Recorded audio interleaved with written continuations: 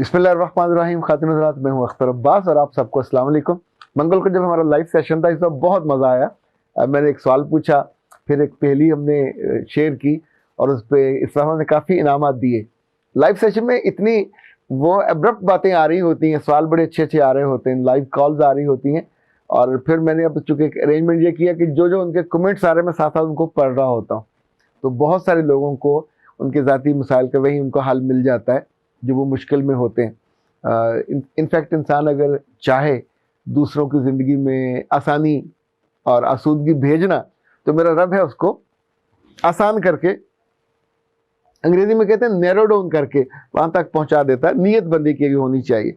अच्छा जी, मोमी कहती है कि सर, अगर औरत का दिल मर जाए तो क्या उसको हमेशा उसी दुख में जीना चाहिए और फिर उसको ज़िंदगी में अच्छी ज़िंदगी गुजारने की तरफ नहीं जाना चाहिए? मेरे बच्चे, कभी केले के छिलके से फिसल के देखो लोगों के सामने, फिर मुझे बताइए, एक छिलका था, दो छिलके थे, तीन थे, फिसल गए आप, और 10 लोगों ने देखा, कुछ मुस्कुराए, कुछ ने मुंह परे कर लिया, पर एक आध तो आता है जो आके हाथ आपको देके उठाने की कोशिश करता है। तो फिर क्या हम हाथ झटक दें? उस हाथ झटकने के तर्ज अमल को क्या कहेंगे? नादानी कहेंगे या हमाकत कहेंगे? जब भी जिंदगी में कभी दिल मरे, देखे, जब आपकी रूह मरती है तो हम मर जाते, रूह तो चली गई, तो फिर जिस्म को उठा के फारग हो जाता है तो जाके कब्र में डाल आते हैं, किसी काम का नहीं होता। उसकी खूबसूरती, उसका हुस्न, जिसको छूने के लिए पहले हम मर रहे होते हैं।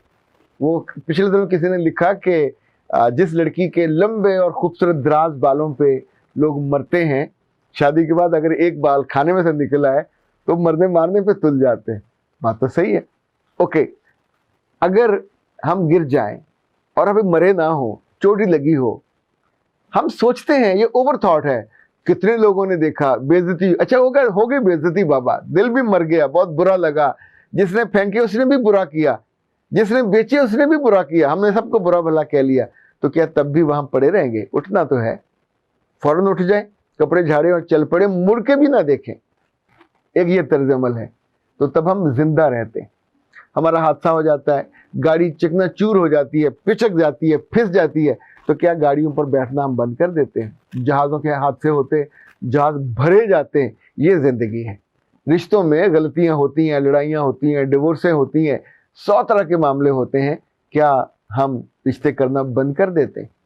बच्चे हॉस्पिटल्स में पैदा होते हैं, सेफ होते हैं, महफूज होते हैं, एक्स्ट्रा केयर होती है। कभी कभी डॉक्टरों से गलती हो जाती है, नादानी हो जाती है, कोई चीज़ अंदर, इवन टॉवल अंदर भूल आते हैं, तो क्या हम हॉस्पिटलों में जाना बंद कर देते हैं?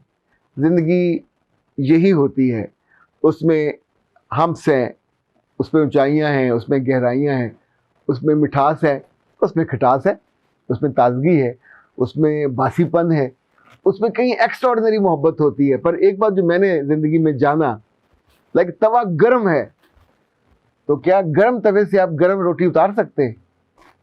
डाली नहीं है वैसे, और बस डालोगे तो उतरेगी ना।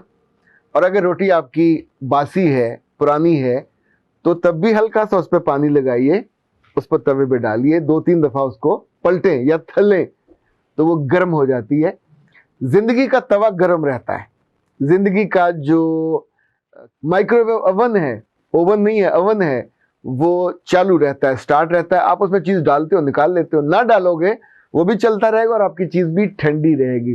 खुदा ना खासा कभी दिल मर जाए। मरता कब है? जब हमारी ख्वाहिश पूरी नहीं हुई, जब किसी ने हमें इज्जत नहीं दी, किसी ने हमें डिसग्रेस कर दिया, डिसओन कर दिया, तो हमें लगता है उसने धोखा दिया, तो हम उस लम्हे एक फील करते हैं कि दिल मर गया। दिल मरने की उम्र जो मेरे ख्याल में 3 दिन से ज़्यादा नहीं होनी चाहिए। 3 दिन आप सोग मना लें, 3 दिन रजाई में घुसे रहें, 3 दिन आप खाना ना खाएं, 3 दिन बाथरूम भी ना जाए, 3 दिन किसी से कलाम ना करें, और चौथे दिन उठ के खड़े हों और कहें तेरी ऐसी की तैसी। बंदे को ना कहें, उस कैफियत को कहें, मैं एक मर्द हूँ, मैं खातून हूँ, मैं बहादुर हूँ, मैं बुज़दिल नहीं हूँ। मेरी सास ससुर, क्या उनके माँ बाप भी आ जाएं और जुल्म का पहाड़ तोड़ें, तो मैं इनका मुकाबला करूँगी या करूँगा। इनफैक्ट ये जो मुकाबला है, ये आपको जीने की तरफ लेके जाता है। लोग पहाड़ सर करते हैं। मैंने बहुत साल पहले चीन की एक कहानी पढ़ी थी। एक आदमी के घर पे बेटे थे, बहुएं थी, पर वहाँ रोशनी नहीं आती थी, बिल्कुल दरवाजे पे पहाड़ था, इतना ऊंचा, ना धूप आती थी ना रोशनी आती थी। तो सारे रोते रहते थे, हाय सबके घरों में रोशनी है, सबके घरों में धूप आती है, हमारी मुसीबत है अंधेरा। तो दिल उनके मर गए। पर एक दोस्त बाबे ने क्या किया, कुदाल उठाई और उठा के कंधे पे रखे, बेटे से कहा, बड़े से चल इस पहाड़ को काटते हैं, कभी तो ये अंधेरा खत्म हो, धूप आए हमारे घर में। उसने कहा, बाबा पागल हो गए हो, इट्स नॉट पॉसिबल। चीनी में कहा होगा, it's not going to be happen. हम छोटे छोटे पिद्दे पिद्दे से हैं, 5-5 सवा 5 फुट के, इस इतने बड़े 6-7 हजार फुट बड़े पहाड़ को से कैसे हम निपटेंगे।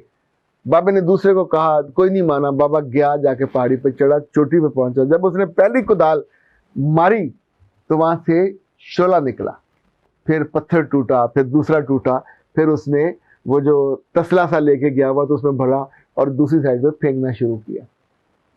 पोते पोतियां, बहुएं, बीवी सब देखते रहे कि बाबा पागल हुआ, बाबा कब थकता। बाबा नहीं थका। तो शाम तक उसने 1.5-2 इंच कम कर लिया। इतना बड़ा पहाड़ जो मौत बन के सर पे खड़ा हो, अगर इंसान जीने पे आ जाए, किसी भी उम्र में आ जाए, तो हम तब जीना शुरू कर देते हैं। फिर हौले हौले वो बेटे भी चले गए, फिर वो जो उस गांव के लोग थे वो भी चले गए, और फिर पहाड़ सरनगू हुआ। मुश्किलें या अजाब जो है ये एक लेवल पे खड़ा होता है, ये उससे बड़ा नहीं होता, ये वही रहता है। इंसान का जज्बा, इंसान का दिल, उनसे निमटने के लिए मेरे रब ने उसके अंदर बड़ा पोटेंशियल रखा है। आप तो चांद पे पहुंच जाते हैं, माउंट एवरेस्ट फतह कर लेते हैं, जो बड़ी से बड़ी चोटी हो वो फतह कर लेते हैं। पर यू नीड टू मूव, खड़े रहोगे तो फिर आप वहीं मरे रहोगे। ओके जनाब। शादिया कहती हैं, सर जी बीवी की इज्जत करना करवाना शौहर के हाथ में नहीं होता क्या? नहीं बेटा, शौहर के हाथ में तो बिल्कुल नहीं होता, किसी गैरतमंद शौहर के हाथ में होता है। जो बेइज्जता सा, छुई मुई सा और प्लास्टिक का शौहर हो, उसके हाथ में तो नहीं होता। यार मर्द अगर अपनी बीवी की इज्जत नहीं कराएगा तो कौन कराएगा? उसी को करवानी है।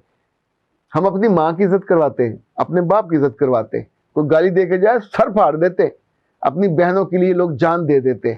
तो सो बीवी भी आपकी इज्जत और गैरत है, तो इसकी हिफाजत उसके भाइयों ने नहीं करनी, उसकी हिफाजत अब महल्ले वालों ने नहीं करनी।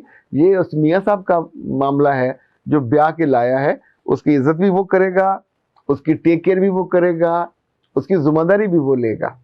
और स्टफ कहती हैं कि मेरी मदद करें, मैं आपसे रब्ता करना चाहता हूँ, मुझे परेशानी का सामना है, कैसे रब्ता करूँ? बेटा सिंपल है, 0300 946 8746, 0332 746 इस पर रब्ता करें। वैसा आपको टाइम दे देंगे, मुझसे बात हो जाएगी। मसला उनका ये है, वो कहते हैं मेरी सास को फालिज है और मेरी सिस्टर इन लॉ ने हमारी जिंदगी को फालिज ज़दा कर दिया है, यानी बहुत तंग करती हैं।